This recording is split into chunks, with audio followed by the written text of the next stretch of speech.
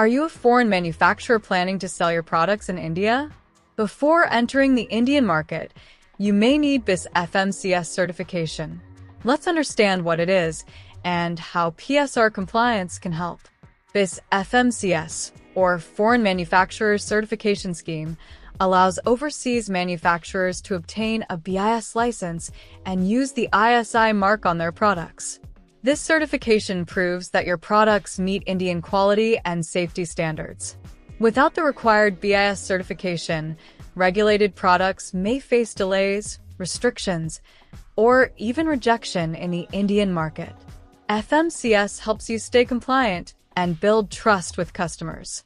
If you're manufacturing products outside India that fall under mandatory BIS standards, FMCS certification is essential before you can legally sell them in India.